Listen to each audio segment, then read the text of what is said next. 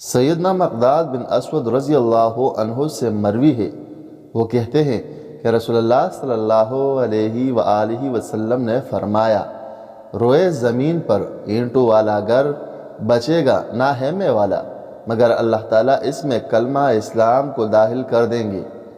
یہ عزت والے کی عزت کے ساتھ ہوگا یا ذلت والے کی ذلت کے ساتھ ہوگا۔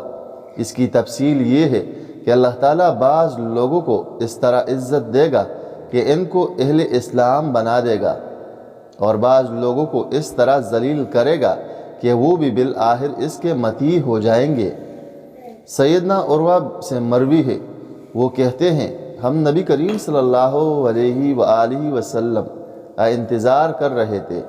جب آپ صلی اللہ علیہ وآلہ وسلم تشریف لائے تو آپ صلی اللہ علیہ وآلہ وسلم نے بالوں میں کنگھی کی ہوئی تھی، اور وضو یا غسل کی وجہ سے سر سے پانی کے قطرے ٹپک رہے تھے۔ آپ صلی اللہ علیہ وآلہ وسلم نے نماز پڑھائی۔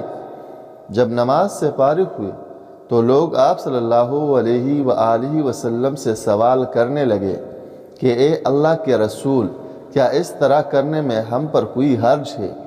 آپ صلی اللہ علیہ وآلہ وسلم نے فرمایا، بے شک اللہ تعالیٰ کا دین آسانی والا ہے۔ آپ صلی اللہ علیہ وآلہ وسلم نے 3 دفعہ یہ جملہ ارشاد فرمایا۔ سیدنا عبداللہ بن عباس رضی اللہ عنہ سے مروی ہے کہ کسی نے رسول اللہ صلی اللہ علیہ وآلہ وسلم سے یہ سوال کیا، کون سا دین اللہ تعالیٰ کو سب سے زیادہ پسندیدہ ہے؟ آپ صلی اللہ علیہ وآلہ وسلم نے فرمایا، حضرت ابراہیم علیہ السلام کی ملت جو کہ سہولت والی ہے۔